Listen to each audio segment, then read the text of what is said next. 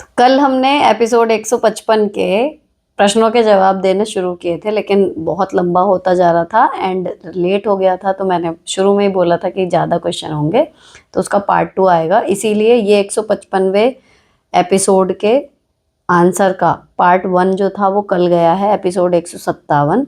ये उसी का पार्ट 2 है। दैट्स वाई इसका कमेंट सेक्शन ऑफ मिलेगा आपको।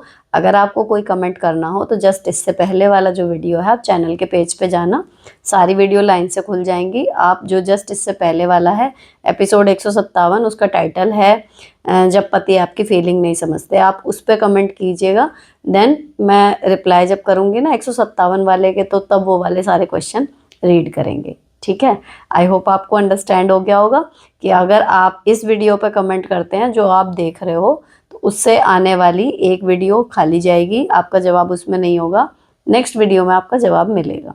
ठीक है, और आप अगर कोई पुरानी वीडियो भी देखते हो इस चैनल की, देन मेक श्योर कि कमेंट आके लेटेस्ट वीडियो पे ही करो, तो ही वो कमेंट मुझ तक आ पाएगा एंड मैं एबल हो पाऊंगी उसको पढ़ने में।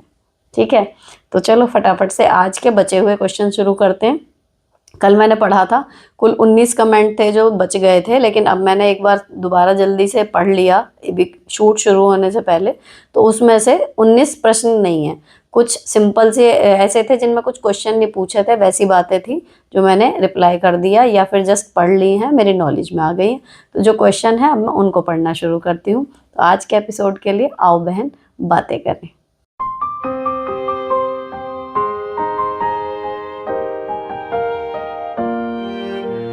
पहला क्वेश्चन आया है, मैम मेरी सास से बात करने का मन नहीं करता, जब घर जाती हूँ तो ताने देंगी मुझे, फिर मुझे वही बात याद आ रही है, अब वो बात ही नहीं कर रही हैं मुझसे, जब वो बोले कि बात नहीं की तो क्या रिप्लाई दूँ।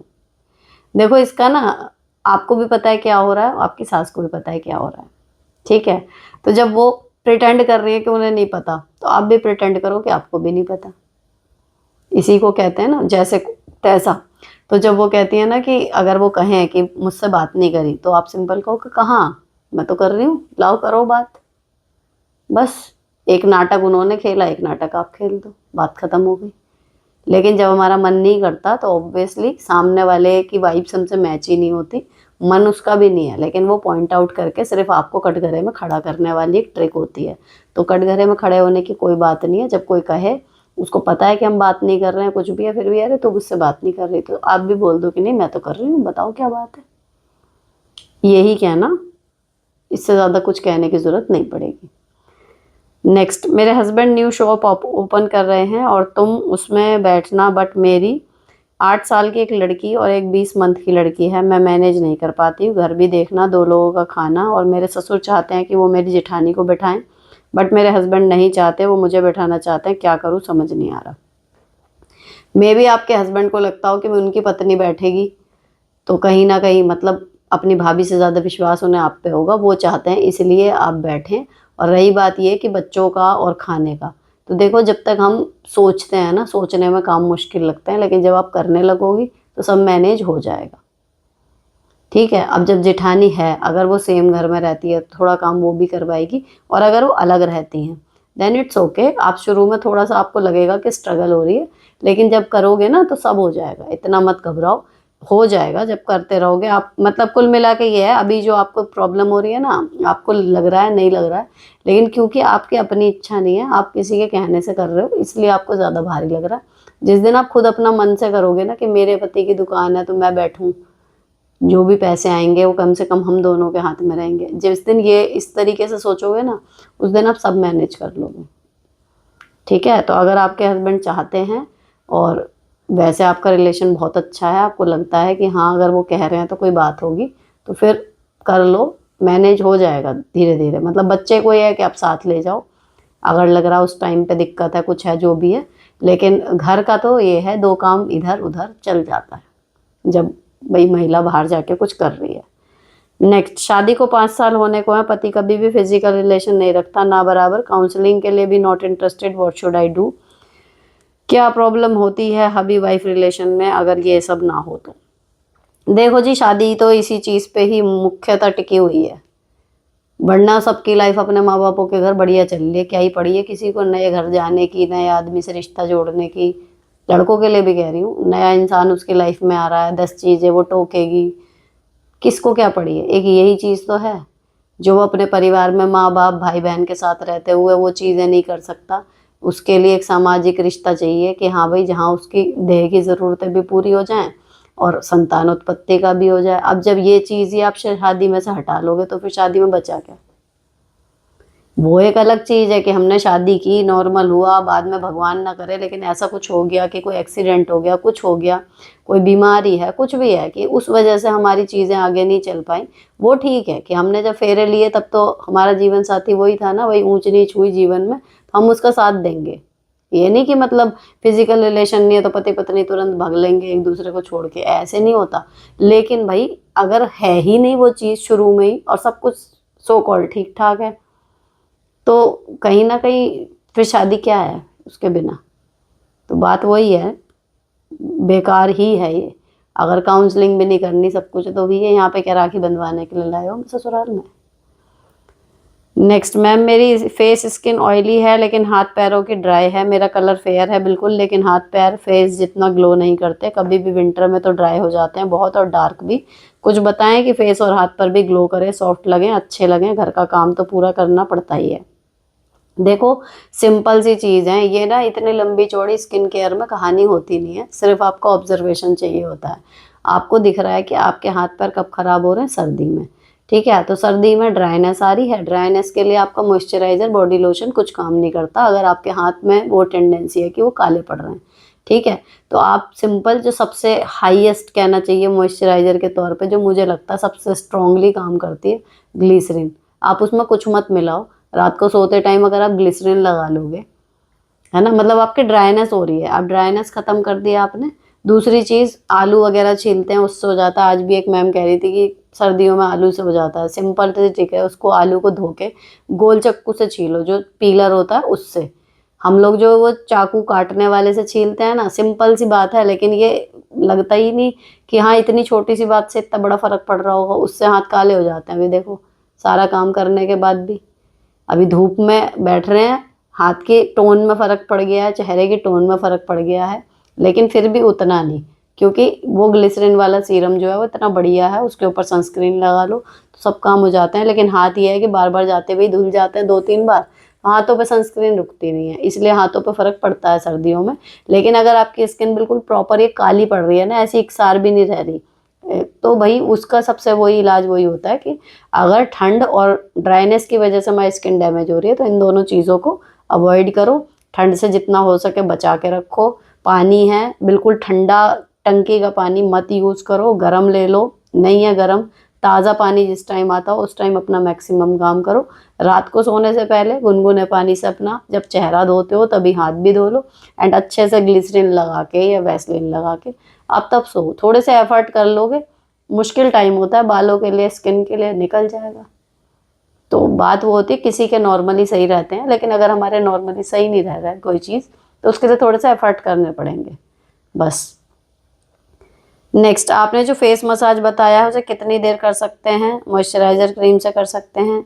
ये शायद मैंने पढ़ लिया था, ये ऊपर नीचे हो गया क्वेश्चन, लेकिन ये है कि फेस में यही है कि फेस मसाज के पॉइंट्स के साथ बना दें। तो मैंने ना अभी इतने ज़्यादा सेशन, मेरे को लगता है कॉन्फिडेंस मैं आपको बताऊं इतना ज़्यादा, लेकिन जो मुझे मोटा मोटा समझ में आया मैं कोशिश करूंगी लिव लाइफ इजी वाले चैनल पर ही उसके लिए एक छोटा सा 5-7 मिनट का व्लॉग में ही पार्ट ऐड कर दूंगी, ताकि आपको जो चाहिए वो मिल जाए, ठीक है। बाकी करना वही है कि हाथ ऐसे स्किन को ऐसे करना है तो वो ग्लाइड हो जाए। तो उस पर कुछ भी मॉइस्चराइज़र लगा सकते हो आप, नॉर्मल लैक्मे वगैरह का जो यूज़ करते हो वो, या फिर सिंपल जो फेशियल अगर आप घर पे करते हो तो मसाज क्रीम कोई ले रखी हो तो वो। नेक्स्ट, हमेशा मन उदास रहता है, मुझे पैसे कमाने का बहुत मन करता है कि मैं कुछ करूं पर बाहर जाकर काम नहीं कर सकती, मुझ में कोई टैलेंट ही नहीं है। सोशल मीडिया पर भी मैं 3 साल दे दिए, यूट्यूब चैनल खोला, बहुत एफर्ट लगाए, 2 चैनल बनाए, फिर भी दोनों पर कुछ नहीं हुआ। मुझे लगता है सोशल मीडिया मेरे लिए बना ही नहीं। अब मैं दूसरा काम करूं तो भी क्या करूं, कुछ ना करने की वजह से उदासी बनी रहती है, किसी भी काम में मन नहीं लगता, जैसे तैसे घर का काम करती हूँ, सोचती रहती हूँ क्या काम करके पैसे कमाऊं। देखो, अगर हमारा ऐसा नहीं होता कि कोई टैलेंट नहीं है, अगर हम में क्रिएटिव चीज़ें नहीं है, हो सकता है हम लेबोरियस बहुत हों, ऐसा कोई इंसान नहीं है, आप यकीन मानो, जिसमें कोई भी खूबी हो ही ना। तो अगर आप कुछ क्रिएटिव नहीं कर पा रहे हो, अगर आपको लग रहा है आप में क्रिएटिविटी आपकी उस लेवल की नहीं है कि आप उससे पैसे अर्न कर पाओ, नहीं हो रहा। 3 साल बहुत होते हैं, मैं समझ रही हूँ, बहुत हिम्मत लगती है। 3 साल जब सफलता ना मिले तब भी काम करते रहो, है ना। नहीं मिली, ठीक है, तो एक तो देखो आप इसमें दो चीज़ कर सकते हो। अगर वहाँ पर सफलता नहीं मिली 3 साल तक यूट्यूब में, आपने क्या क्या गलती करी वो आपको पकड़ लो कि हाँ भैया ये मेरी कमी रही है, या दूसरों की जो वीडियो चल रही है ठीक ठाक उनमें और मेरे वाले में ये कमी है। जैसे गेम होता है ना, अंतर ढूंढो। कहीं आप आज भी शायद मेरे पास एक कमेंट आया कि दीदी आप मेरा वीडियो देखो और कमी बताओ, तो मेरे पास नहीं हो रहा ना उतना टाइम, या मैं नहीं पॉसिबल है कि मैं देख पाऊँ। वीडियो ही चली जाए समय पे वही बहुत। लेकिन मुझे जो समझ में आया, जब मैं अपने धीरे धीरे इम्प्रूव करने की कोशिश कर रही थी इनिशियल डेज में भी और अभी भी, को जब भी लगता है कि अगर मेरे पास कुछ टाइम है या मुझे कुछ सीखने का मन है, यूट्यूब देख रही हूँ खोल के, तो मैं अक्सर यही देखती हूँ कि औरों के चैनल में क्या चल रहा है, वो किस तरीके से चीज़ों को प्रेजेंट कर रहे हैं, और उनके और मेरे में क्या फ़र्क आ रहा है, क्या चीज़ उनके में मेरे से बेहतर लग रही है, जो मुझे अच्छी लग रही है देखने में, तो मैं ट्राई करूँ, इंक्लूड कर लूँ मैं भी अपने में। इसी तरीके से धीरे धीरे आप करते करते सीख जाते हो। तो इन 3 सालों में भी आपने काफ़ी कुछ अपने बारे में समझा होगा कि भाई आपके वीडियो में, और जो अच्छा परफॉर्म कर रहे हैं जिन क्रिएटर्स के वीडियो, उनमें कुछ ना कुछ चेंज है, तो वो क्या चेंज है, उस चेंज को पकड़ो, और देन उस चेंज को, जो कमी दिख रही है आपको, उसको आप दूर करने की कोशिश करो कि कैसे करनी है। तो अगर आप दूसरा चैनल शुरू करोगे, नया चैनल शुरू करोगे, तो इस बार आप बिल्कुल ज़ीरो से शुरू नहीं करोगे, आप वहाँ से शुरू करोगे कि आपकी वो गलतियाँ सुधर चुकी। तो हो सकता है ये हो जाए। मेरा जो लिव लाइफ इजी वाला चैनल चला था, उससे पहले मैं भी 3 साल तक जस्टिफाई पे काम कर ही रही थी ना, कुछ भी नहीं हुआ था उसमें। 1600 1700 फॉलोवर थे, सब्सक्राइबर थे, और व्यूज़ भी मतलब 5,000 उसके मैक्सिमम होते थे, 5,000 5,500, जो बहुत अच्छी वीडियो चल गई वो, नहीं तो 100 150 200 300 व्यूज़, 1,000 भी बहुत कम होते थे। तो लेकिन ये था, और काम खूब कपड़ों का, पर ये था कि चल रहा है काम। लेकिन जब वही कि व्लॉग चैनल चलो शुरू करते हैं, देखते हैं व्लॉगिंग शुरू करते हैं, तो जो एडिटिंग का काम था या वॉइस ओवर है, बहुत सारी चीज़ें थी, वो मुझे अब आइडिया था ना कि मैंने वहाँ पे क्या क्या स्टार्टिंग में गलती करी थी, तो ये वाले में इतनी गलती नहीं हुई। होती हैं इसमें भी, मुझे लगता है, मतलब औरों के देखती हूँ अगर कभी, तो इतनी नहीं हुई। इतना हो गया कि लोगों को ठीक ठाक लगने लगी और चल गया चैनल। तो अगर आपको यूट्यूब में ही कुछ करना है तो ये वाली चीज़ ध्यान रख लो। लेकिन अगर आपको लग रहा है कि नहीं, यूट्यूब आपके लिए बना ही नहीं है, सोशल मीडिया, तो बिल्कुल वो भी हो सकता है, सबके लिए सब कुछ नहीं होता। तो आप उसमें कम से कम लेबोरियस होने के नाते आप ऐसी कोई जॉब पकड़ सकते हो ना जिसमें मेहनत हो, बहुत ज़्यादा दिमाग का काम ना हो। ऐसे भी बहुत से काम होते हैं। अपने आसपास जब निकलोगे, अगर ये इतनी प्रबल इच्छा है ना कि नहीं मुझे कैसे भी करके पैसे कमाने हैं, तो देखो, जब इंसान पूरे दिल से लगता है ना कि कुछ भी हो जाए पैसे कमाने हैं, मुझे बाहर निकलना है, कुछ भी करूँगी मैं, जो मेरे से हो सकेगा बेस्ट, तो वो कर जाता है। तो अगर आप क्रिएटिव फील्ड में कुछ नहीं कर रहे, तो मेहनत वाले काम देखो जिसमें आप मेहनत करके कमा लो, ठीक है। अब नेक्स्ट, हाय दी, मैं वर्किंग मॉम विद 2 किड्स। मेरी माँ ने शादी से पहले भी जीने नहीं दिया, और अब ससुराल में मेरे पास फ़ोन करती है, भाभी से करवाती है, आने के लिए फ़ोर्स करती है, जाती हूँ तो वही नाटक, सास को उल्टा जवाब मत देना, दादस को पूछती है लेकिन मुझसे कोई मतलब नहीं, मेरे बच्चों से बात करती है वीडियो कॉल पे, फिर मेरे बारे में उनसे पूछती है मम्मी क्या कर रही है, हर बार वही सवाल, इस औरत का इलाज बताओ कुछ। इन लॉज ननद ने बहुत टॉर्चर किया और ये उनकी साइड लेती थी, भली बनती है उनके सामने। बताओ, माँ भी इतनी महान होती हैं? वैसे देखो, माँ से पीछा छुड़ाना अगर ऐसी हैं तो कोई बड़ी बात तो है नहीं। वीडियो कॉल करती हैं, कुछ भी करती हैं, जब तक आप रिसीव नहीं करोगे तो वो कॉल आएगी नहीं ना आपके पास। जैसे आप अपना दिल खोल के मुझे बता रहे हो, अगर आपने एक बार अपने हस्बैंड को, या मान लो आपके घर में आपके ससुराल वाले के साथ भी आपकी ठीक नहीं बैठ रही सेटिंग, तो उनको तो कोई एक्सप्लेनेशन देने की ज़रूरत ही नहीं है। लेकिन अगर आपने अपने एक बार हस्बैंड के भी कानों में निकाल दी कि भैया परेशान कर रखा है इन्होंने भी, या कुछ भी है, मत करो, परेशान भी मत करो, उनके बीच में भी मत डालो। लेकिन बच्चे हैं, वीडियो कॉल कर रहे हैं, कुछ भी कर रहे हैं, आप मना ही कर दो, नंबर ब्लॉक कर दो, कर ले फ़ोन। भाई माँ हो, बाप हो, भाई हो, बहन हो, या अपनी औलाद हो, अपने माँ बाप हो, कोई भी हो, लेकिन अगर वो हमें खा रहा है ना अंदर से, तो उसको अपने से निकाल के अलग फेंकना ही एक ऑप्शन होता है। तो अगर आपको उनके लगातार आने वाले फ़ोन से इरिटेशन हो रही है इस लेवल तक की, तो सिंपल है, उनका नंबर ब्लॉक कर दो। अदर नंबर से करेंगी फिर भी एक ही बार हो पाएगी, उस नंबर को भी ब्लॉक कर दो जिससे वो करती जाए। ठीक है ना। जब एक माँ माँ होके अपना धर्म भूल रही है, अपनी जो कहना चाहिए कि नेचुरल चीज़ होती है माँ की, वही उसको होश नहीं है, तो फिर आपको भी बेटी होने का क्या ही पड़ा है फिर। जैसे को तैसा होना चाहिए भैया, मेरा हिसाब तो सीधा है। माँ हो या सास हो, अब मैं सास के लिए जो कह देती हूँ कि अगर वो आपका खून पी रही है तो आप भी अपना खून पिला क्यों रहे हो, फर्क मत पड़ो, है ना, अपनी लाइफ जी लो, अपना मस्त रहो। तो भाई सास भी कहने को तो फिर टेक्निकली पति की माँ ही है ना, उसको तो बुरा लगेगा ना फिर, तो माँ तो वो भी है। लेकिन हमारे लिए क्यों बुरी हो रही है, क्योंकि वो हमें चैन से जीने नहीं दे रही। अब जिसने हमें जन्म दिया, अगर वो हमें चैन से जीने नहीं दे रही, तो सेम ट्रीटमेंट मैं तो उनको भी देने के लिए बोलूँगी। ये थोड़ी है कि हमारी माँ है तो हमें सब बर्दाश्त करना पड़ेगा, हमारे पति की माँ है तो हम एक बात बर्दाश्त नहीं करेंगे।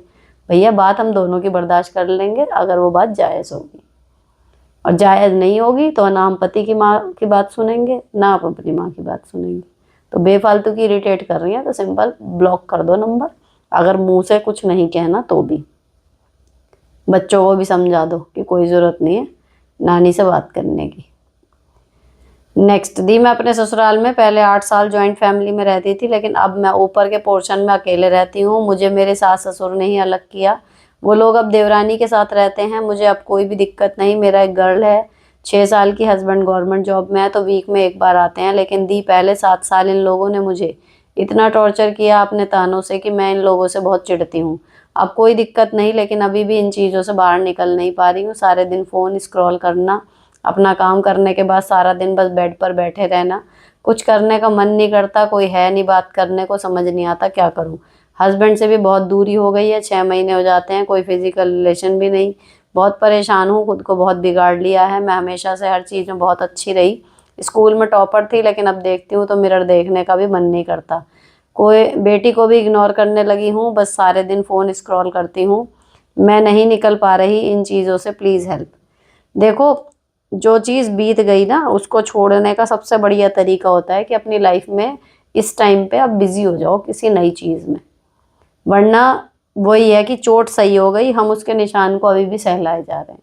आपकी किस्मत अच्छी है कि अभी इतने ही सालों में आपकी लाइफ सॉर्टेड हो गई, उधर से आपका कलेश खत्म हो गया, अब आपके परिवार में कुछ नहीं है।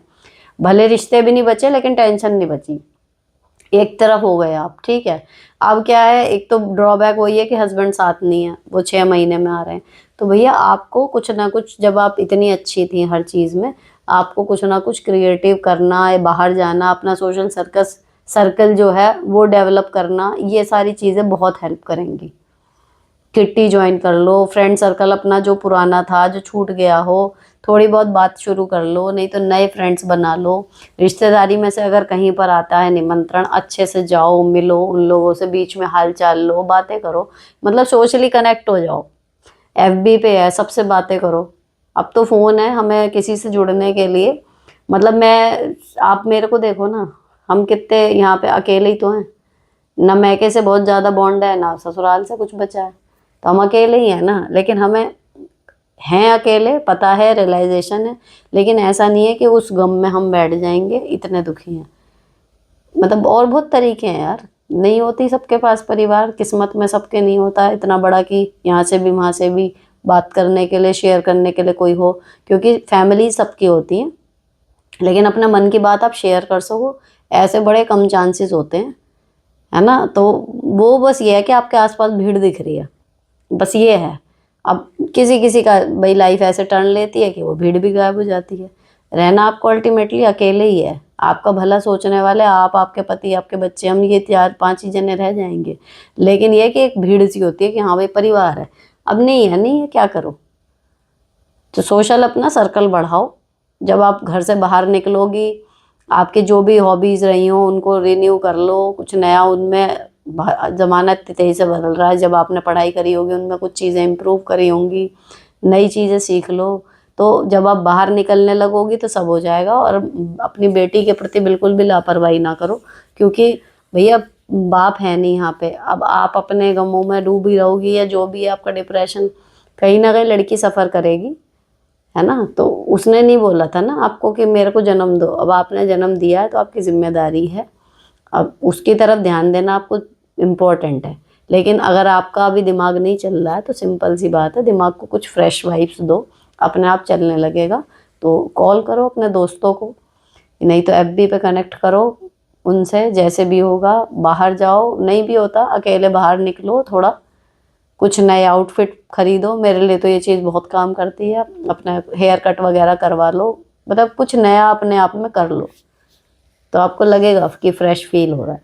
रही बात ये कि हस्बैंड 6 महीने में आते हैं, देखो ज़िंदगी है, फौजी भी तो होते हैं, आर्मी वाले भी तो लोग रहते हैं, उनकी पत्नियां भी तो काटती हैं ना, लेकिन उनकी पत्नियां डिप्रेशन में थोड़ी जा रही हैं सबकी। तो एक माइंड मेकअप हो जाता है कि ठीक है भाई मेरे पति उसी टाइम पे आएंगे, है ना। तो अकेले अब हमें टाइम अच्छे से कैसे काटना है, जस्ट थिंक। ये नहीं कि फ़ोन स्क्रॉल करे जा रहे हैं करे जा रहे हैं। फ़ोन स्क्रॉल कर रहे हो, जितनी देर फ़ोन चला रहे हो उसके में से क्या सीखा उसको फिर प्रैक्टिकली अप्लाई करो। तो फ़ोन भी कोई बुरी चीज़ नहीं है, सबसे बड़ा साथी है ये आज के टाइम में। इसको बदनाम कर दिया, लेकिन बात वही है ना, यूज़ करो तो काम की चीज़ है बहुत ज़्यादा। सिंपल सी चीज़ है, आपने 1 घंटा 2 घंटा अगर यूट्यूब या इंस्टाग्राम देखा तो एक बार सोच लो कि आपने उसमें से क्या क्या सेव करके रखा है, कुछ शेयर करा है, कुछ क्या करा है, उसमें क्या सिखा रहे थे, वो चीज़ करके देखो। कोई रेसिपी है बना के देखो, कोई स्टिचिंग का कुछ काम है, कोई DIY है करके देखो, कोई रूटीन देखा है वैसे रूटीन करके देखो फॉलो। अपने आप स्क्रॉलिंग आपकी बैड हैबिट नहीं बनेगी, वो आपको एक साथी मिल जाएगा जो आपको लग रहा है ना अकेलापन, वो अकेलापन नहीं लगेगा। ठीक है, चलो नेक्स्ट चढ़ते हैं अब। हाय दी, मेरी सास बहुत टॉक्सिक है, मुझे बहुत परेशान करती है, हर काम में कमी निकालती है, गली वालों को बुला बुला कर दिखाती है, मैं बहुत परेशान हूँ, क्या करूँ आप ही बताओ। हस्बैंड भी उनकी साइड लेते हैं, वो भी मुझसे लड़ते हैं, प्लीज़ रिप्लाई करना। देखो, अगर गली वालों को बुला बुला के दिखा रही हैं इसका मतलब कोई विजिबल कमी आपके काम में है।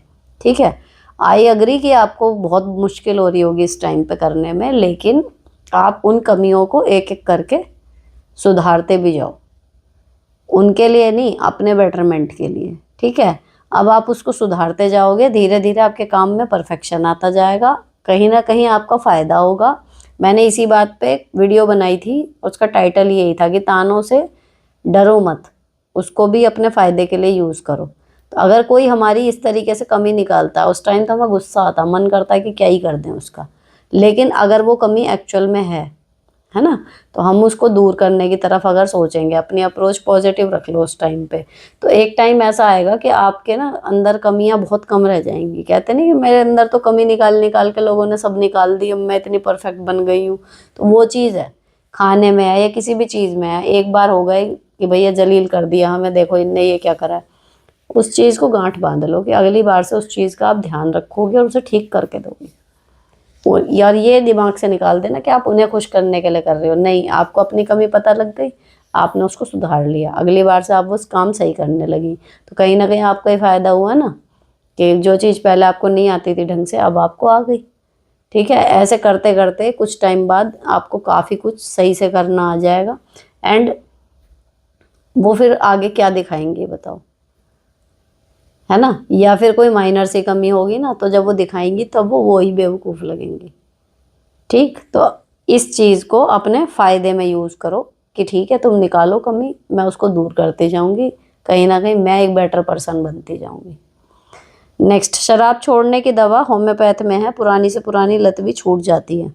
ये किसी ने कमेंट किया है, तो जो शराब वाले आते हैं कमेंट, उनके पति, तो ट्राई कर सकते हो, अगर होम्योपैथिक में ऐसी है तो आप भी पता कर लो, क्योंकि मैं भी यहीं पढ़ के ही जानकारी मुझे मिली है, मुझे नहीं है जानकारी। लिखी तो रहती है शराब की लत छुड़ाएं दवा दिलवाएं, अब वो कितनी असरदार हैं क्या नहीं है, I don't have any idea. Next, नमस्ते दी, घर पर सिलाई के कस्टमर नहीं आने देते तो स्कूल जाने लगी, ससुर के बर्दाश्त नहीं होता, कैसे मैं करके खाने लगी, रोकने की हर कोशिश करते हैं, मैं नहीं रुकती, आते जाते इंसल्ट करते हैं, मैं रिप्लाई नहीं करती, ससुर ने बिना बात के मारपीट की मेरे साथ, मैंने पुलिस बुला ली, हस्बैंड मना कर रहे थे। पुलिस ने जब ससुर को सुनाया, पूछा तो कोई जवाब नहीं था कि ऐसा क्यों किया। मेरे साथ हर घटिया हरकत करते हैं, मैं सब बर्दाश्त कर लेती हूँ, कोई रास्ता नहीं है, लेकिन मारपीट नहीं। ससुर ने माफ़ी भी मांगी सिर्फ दिखाने के लिए। हरकतें और भी बढ़ गई। मैं सिर्फ अपना घर बसाना चाहती हूँ, एक बेटा है उसके लिए, क्योंकि उसे माँ बाप दोनों चाहिए। घर के ऊपर एक कमरे में रहती हूँ, यहाँ से कहीं नहीं जा सकती। हस्बैंड काम नहीं करते, ससुर रिटायर फौजी हैं, पैसे और घर का घमंड दिखाते हैं, रिश्तेदार भी कुछ नहीं कहते। आप बहुत बहादुरी दिखा रही हैं, ठीक है, और आप as a mother, as a wife बहुत कुछ जो कर रही हैं, आपने बहुत हिम्मत दिखाई है, ठीक। तो अब दिखा रहे हैं, घमंड दिखा रहे हैं, जो भी कर रहे हैं, लेकिन जो आपके हाथ में है आप वो कर रही हो। आप अपनी तरफ से संतुष्ट रहो कि आपने कोई कमी नहीं छोड़ी, ठीक है। अब कहीं ना कहीं आपको थोड़ा सा अपने पति को मोटिवेट और करना है कि भाई अगर मैं अपने बच्चे के लिए, उसके सुख के लिए, कि उसे माँ बाप दोनों चाहिए, मैं इतना बर्दाश्त कर रही हूँ, तो क्या आप बाहर निकल के कमा नहीं सकते थोड़ा सा, है ना। प्यार से ही उनको बीच बीच में कहते रहो, बल्कि बच्चे से अगर थोड़ा प्यार ज़्यादा हो तो बच्चे से भी कहलवाओ कि डैडी आप काम पे नहीं जाते, या डैडी मुझे ये चीज़ दिलवाओ, डैडी से ही मांगे, है ना। तो कहीं ना कहीं बस आपकी अब लाइफ में कमी वही है कि थोड़ा सा आपके हस्बैंड भी अगर कमाना शुरू कर दें तो बढ़िया हो जाएगा हिसाब, कोई दिक्कत नहीं है। आप जितनी मेहनत कर रही हो वो करती रहो और सब्र करो, आएगी मेहनत, रंग लाएगी। बात वही होती है, देखो रिटायर्ड फौजी हैं, मैं आपको बताऊं क्या टेंडेंसी चलती होगी। बेटा कमाने का, ठीक है, अब वो उनकी पेंशन पे है, जैसे भी है चल रहा है, तो ये है कि जी पैसे मैं कमा रहा हूँ, मेरे हाथ में सब कुछ है, मेरी सत्ता है बेटे को कमाने के लिए, वरना फोर्स क्यों नहीं करा। जो आदमी बहू पे हाथ उठा रहा है, इतनी जलील बना मतलब काम कर रहा है, उससे अपने बेटे को कभी नहीं मारा पीटा गया कि तू कमाने क्यों नहीं जाता। ये तो ज़रूरी है ना, सर्वाइवल पॉइंट है लड़कों के लिए। तो लड़कियों के लिए तो चलो एक वो है कि कमाना चाहिए, उनको तो कमाना ही है। जैसे लड़कियों को कहते हैं भाई घर संभालना ही संभालना है, चाहे बाहर काम कर रहे हो नहीं कर रहे हो, घर तो संभालना ही है। एक अघोषित एक कानून सा है कि भाई घर तो संभालना ही है, चाहे हम कमाएं चाहे ना कमाएं। तो ऐसे ही पतियों के लिए तो ज़रूरी है भाई कि वो कमाना तो उन्हें है ही, चाहे कम कमाओ ज़्यादा कमाओ। जब तक लड़के कमाते नहीं उनकी शादी तक नहीं होती, तो आपकी शादी कैसे कर दी, है ना। तो अब क्या होता है, ऐसे बुड्ढों का क्या चलता होता दिमाग कि भैया कोई बात नहीं, नहीं कमा रहा, अब वो अपने खर्चों के लिए हम पे डिपेंड रहेगा, हम जैसे कहेंगे वैसे करेगा, कभी सिर ही नहीं उठाएगा। तो वो इस तरीके से चलते हैं, उनको तो पता है उनके पास पैसे हैं, उनका तो बुढ़ापा चल जाएगा। अब उन्हें औलाद चाहिए, औलाद कमाने लगी, कामयाब हो गई, तो भाई वो अपनी भी मर्जी चला सकती है, करेगी करेगी, हमारी नहीं करेगी कल को। तो इसलिए औलाद को इस लायक ही मत होने दो कि वो अपना अकेले सर्वाइवल कर ले, ठीक है। अब बेटा तो हो गया वैसा, अब उन्होंने देखा कि भाई बहू तो खुद कर रही है, तो वही सत्ता को चुनौती, इसलिए ज़्यादा पेट में दर्द हो रहा है, ये हो रही है बात। तो कई माँ बाप भी ऐसे होते हैं कि उनको लगता है कि उनकी औलादें उन पर डिपेंड ही रहें, अपने पैरों पर खड़ी ना हो। तो आप हो रही हो खड़ी, बढ़िया है, करो, क्योंकि आपके बच्चे की जिम्मेदारी भैया आपकी है। उनके दादा बाबा कल को दें ना दें, लेकिन अपने बच्चे को पढ़ाओगे लिखाओगे तो कमाना तो आपको है ही, लेकिन साथ में अपने पति को भी थोड़ा सा मोटिवेट करते रहो, ताकि माँ बाप कमाएं दें ना दें कुछ भी है, हमारे बच्चे हमें पालने हैं। एक समझदारी वाली पॉइंट ये होता है। नेक्स्ट, मेरे इकलौते भाई की शादी है, बच्चों के एग्ज़ाम है, क्या करूं, बच्चों को कितने पेपर छोड़ूं, शादी 4 की है, एग्ज़ाम 1 to 12 है, प्लीज़ आंसर। देखो जी, जहाँ पे आपकी ज़्यादा वैल्यू होती है ना, वहाँ पे शादी की डेट अक्सर पूछ के इस चीज़ को दिमाग में रख के रखी जाती है कि किसी के बच्चों के पेपर ना हो जो हमारे ख़ास हैं, कोई प्रेग्नेंट ना हो, किसी का कुछ और प्रोग्राम ना हो। आप यकीन नहीं करोगे, पिछले साल मेरा पूरा इरादा था कि मैं अपने बच्चों का बड़ा करूँगी बर्थडे, मतलब ग्रैंड, इनका मैंने कभी करा ही नहीं इतना बड़ा, इतना ही किया जितना आप लोगों के साथ शेयर करते हो, इतना ही। कभी कुछ हो जाता था, कभी कुछ हो जाता था। पहले इन लॉज के साथ थे, वहाँ उन्होंने नहीं करने दिया, उसके बाद यहाँ पे हम मकान बना के आ गए, फिर हमारे पास पैसे नहीं बचे उतने कि हम कर पाएँ। फिर वो था कि अब करेंगे जब करेंगे, कर्जा उतार रहे हैं, ये चल रहा है। अब पिछले साल मेरा पूरा प्लान था कि हम बड़ा करेंगे, लेकिन सिर्फ बराबर में जो मेरे देवर देवराइन रहते हैं नेहा और पुनीत, उसके कज़न भाई की शादी थी, वो यहाँ पे नहीं थी, कानपुर गए हुए थे। केवल ये दोनों नहीं थे, इसलिए हमने पोस्टपोन कर दिया, क्योंकि हमारे लिए उनकी वैल्यू है कि भाई वो आएंगे, परिवार है ना। तो हमने पोस्टपोन कर दिया। पहले ही पता लग गया जब शादी है, अच्छा भी शादी एंड उसी दिन की, अरे कैसे होगा, तो छोड़ दिया। जबकि पूरे साल बहुत मन था मतलब मेरा। तो जब आपकी कोई वैल्यू करता है ना, तो वो अक्सर इन चीज़ों को कंसिडर करता है तारीख तय करने से पहले। अब आपके बच्चों के एग्ज़ाम पढ़ेंगे, इसी महीने पढ़ेंगे जिस महीने पढ़ रहे होंगे, ये एक आइडिया होता है स्कूल से जब हमारे बच्चे पढ़ रहे होते हैं। तो आदमी फिर भी अगर उस टाइम की तारीख निकाल रहा है, ठीक है, तो इसका मतलब वो वैल्यू ही नहीं कर रहा कि आप आओ नहीं आओ, उसको फ़र्क ही नहीं पड़ रहा फिर इसका मतलब। तभी तो ऐसे धर्म संकट में डाल रहा है। दूसरी चीज़, हो सकता है पढ़ाई की इतनी वैल्यू ही ना हो जितनी आप समझ रही हो अपने बच्चों की। उनको लगता हो कि अरे कि कौन सी क्लास में है, जो हो ही जाएगा। अगर छोटी क्लास में है, ठीक है, सच में अगर है छोटी क्लास, तो फिर वही है, पेपर कितने और क्या क्या, इकलौता भाई है, उन्होंने नहीं सोचा भाई हम तो जाएंगे। तो 1 से 12 तक एग्ज़ाम है, शादी 4 की है, तो अगर 5 दिन के भी फंक्शन होंगे तो होंगे ही ना वो 31 या 30 से। तो भैया जो फंक्शन है उनमें तो पेपर छूटेंगे ही छूटेंगे। अब अगर लोकल है तो आप देख लो, बच्चे अगर कर सकते हैं कुछ भी है, भाई वहाँ पे जाओ, आप पूरा टाइम रुक नहीं पाओगे और कर लो। बाकी हल्दी मेहंदी के फंक्शन है, ये बच्चे छोड़ सकते हैं आराम से, हल्दी का है छोड़ दो, बच्चों को भेज दो स्कूल। तो अब आपको ये देखना है कि आपके बच्चे कौन सी क्लास में हैं। अगर छोटी क्लास है, छोड़ रहे हैं, कोई बात नहीं, कहाँ ही जाएगी इसकी मार्कशीट निकल के, कौन सा तीसरी चौथी की मार्कशीट नौकरी वाली फाइल में तो लगनी नहीं, ठीक है। बाकी बहुत सारी चीज़ें हैं, लेकिन कितने पेपर छोड़े हैं उसका कोई सिर पैर नहीं है। डिपेंड करता है कि हम कितने छोड़ सकते हैं, हमें कितने छोड़े हैं, हमारे लिए प्रायोरिटी क्या है, हमें वहाँ कैसे बुलाया है, 10 चीज़ें हैं ना। नेक्स्ट, हेलो दी, आप कैसे हो? मेरी शादी को 9 साल हो गए हैं। वैसे तो शादी अच्छी चल रही है, हम दोनों बहुत खुश हैं, बट अब रिलेशन का मन नहीं करता एंड हस्बैंड भी पहल नहीं करते। क्या ये नॉर्मल है? क्या मन ना करे तब भी मुझे पहल करनी चाहिए? क्योंकि हस्बैंड भी नहीं चाहते, इसके कहते इसके लिए क्या लंबे टाइम तक रिलेशन ना रखने से रिश्ते में दरार आ जाती है? नहीं, अगर दोनों का ही तुम्हारा इरादा नहीं है तो फिर क्या दरार आएगी, मस्त रहो ऐसे ही। नेक्स्ट दी, हमारे बीच भी 17 दिन बाद शुरू हुई है बात और फिर से 2 दिन बाद लड़ाई हो गई, और अब की तो उन्होंने बोल दिया कि मेरे घर से चली जा, मुझे तलाक दे दे, पर जा भी नहीं सकती, मेरे 2 बेटे हैं, उन्हें तो वो ले जाने नहीं देंगे। हमारे बीच लड़ाई का रीज़न मेरा उनको टोकना होता है, वो लेट नाइट आते हैं तो मैं बार बार कॉल कर देती हूँ।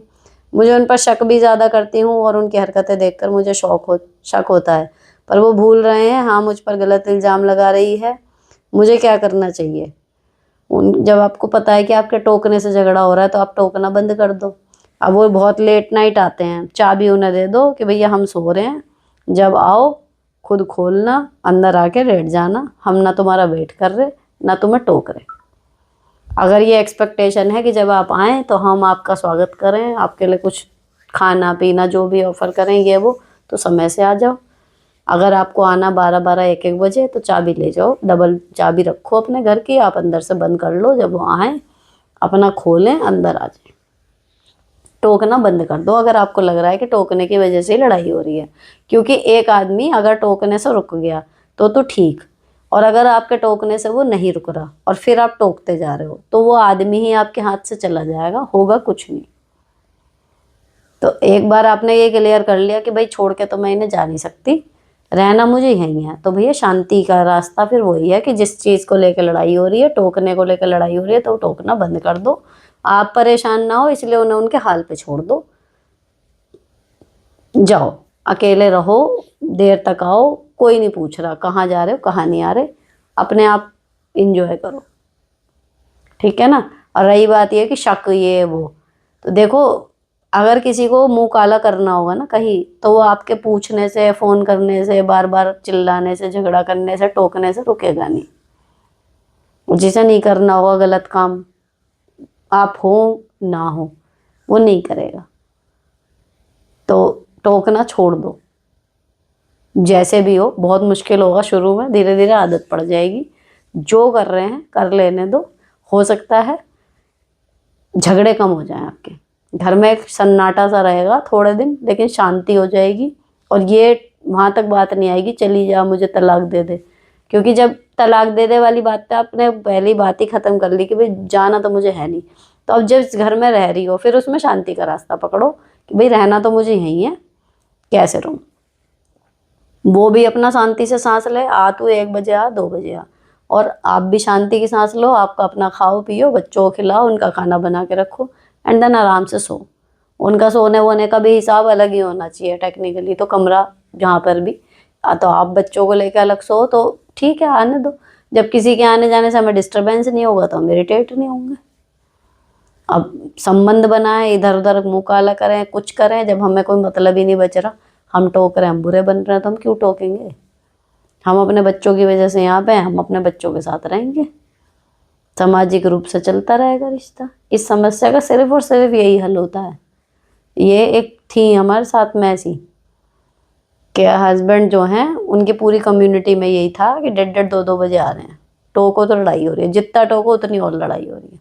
लेकिन ये नहीं कि तू चली जाइए, तो ये सब नहीं, पर डेली का कलेश है, डेली का, कि कितना ही कह लो नहीं आएंगे समय पे। तो वो इलाज यही बना रखा था कि भैया लो चाबी आके, और वो भी मेरे संपर्क में आने के बाद हुआ था। वरना यह है कि 1:30 बजे तक जग रहे हैं, फिर पति आ रहा है, फिर उससे चाय पानी खाना पूछ रहे हैं, दूध पूछ रहे हैं, उसके बाद लड़ रहे हैं रोज, फिर रो रहे हैं, अपनी तबीयत खराब कर रहे हैं 1:30 बजे तक, क्योंकि जग रहे हैं, सुबह फिर नौकरी पे जाना है। तो भैया क्यों करना है, आराम से रहो। जो जो नहीं सुन रहा टोकने से, उसे सुनाना बेकार है, अपनी एनर्जी खराब करनी है उस पर, उसे उसके हाल पे छोड़ दो। बच्चा थोड़ा ही है जो टोकने से सुन लेगा, ठीक है। तो यहाँ पर जो बचे हुए क्वेश्चन थे ना वो सारे ख़त्म हो गए हैं। अब मिलूंगी मैं आपको एपिसोड 156 के जवाब लेकर। तो अगर किसी को क्वेश्चन कमेंट करना हो तो 156 में करना या इस वाले में करना, मिल जाएंगे आपको जवाब। कोशिश करूँगी वीडियो अब रेगुलर ही रहें, क्योंकि अभी पीछे 10-11 दिन बहुत ज़्यादा डिस्टर्बेंस हुआ है। बस आप लोग भी प्रार्थना ये करना कि मेरा रूटीन और मेरी तबीयत और मेरा कहना चाहिए दिमागी सुकून वो बना रहे, तभी वीडियो बनानी पॉसिबल हो पाती है, अदरवाइज सब ठप हो जाता है।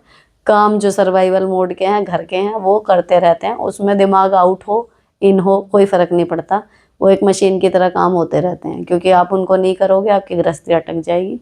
बट वीडियो क्रिएटिविटी से जुड़ा हुआ है, और इसके लिए एक्स्ट्रा एफर्ट थोड़े से डालने पड़ते हैं कि थक रहे हैं लेकिन नहीं यार चलो करते हैं। तो जब आप मानसिक रूप से थक जाते हो ना, तो फिर आप नहीं कर पाते। तो आई होप कि थोड़ी सी प्रे करना कि मेरा दिमाग भी और रूटीन भी ट्रैक पर रहे, ताकि मैं अब काम लगातार कर पाऊँ, ठीक है। तो फिलहाल ये वाला वीडियो यहीं पर ख़त्म होता है, मिलेंगे अगले वीडियो में। Till then bye bye, stay beautiful and sorted always.